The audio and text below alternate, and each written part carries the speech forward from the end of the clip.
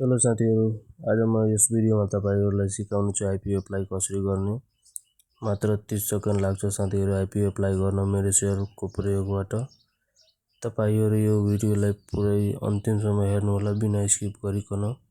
यस भिडियोमा म पुरै जानकारी दिने छु कसरी आईपीओ अप्लाई गर्ने र के तरिका हुन्छ आईपीओ अप्लाई गर्नको लागि। साथीहरु यसको लागि तपाईले आफ्नो मोबाइल स्क्रिनमा लिएर गइरहेको छु साथीहरु। म मेरो सेयर एपबाट गरिरहेको छु, तपाई क्रोमबाट पनि गर्न सक्नुहुन्छ। तपाई यो गर्नको लागि आफ्नो बैंक डिटेल र बीओआईडी को बैंकले प्रोवाइड गरेको लास्टको 8 वटा र पासवर्ड राख्न सक्नुहुन्छ।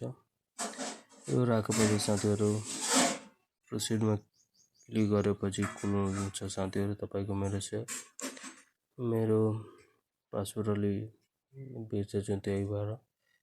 ल यो खुल्यो, मेरो सेयर खुलेपछि सेभ को आउँछ भने तपाई आफ्नो पासवर्ड सेभ पनि गर्न सक्नुहुनेछ। र मेरो सेयर खुलिसक्यो, यो बीचमा हेर्नु गइरहेछ माई आसवा, यसमा क्लिक गर्नु साथीहरु। यसमा हेर्नु अप्लाई फर इस्युमा कालीन चौक हेराइरहेछ र करेन्ट इस्युमा पनि हेराइरहेछ।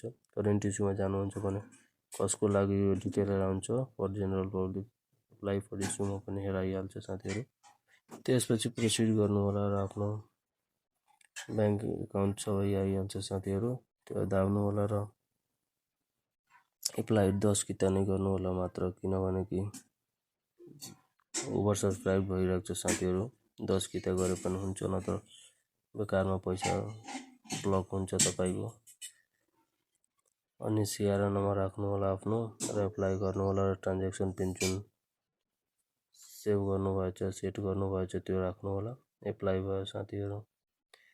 ल अप्लाई भयो र यसको लागि केही मिस्टेक भयो भने तपाई एडिट पनि गर्न सक्नुहुनेछ। त्यो एप्लिकेसन रिपोर्टमा आएर एडिटको अप्सनमा क्लिक गर्नुहुन्छ भने तपाई केही मिस्टेक छ भने अप्लाई कम भयो भने किता अप्लाई कम भयो अनि केही अरु मिस्टेक पनि भयो भने तपाई एडिट गर्न सक्नुहुनेछ।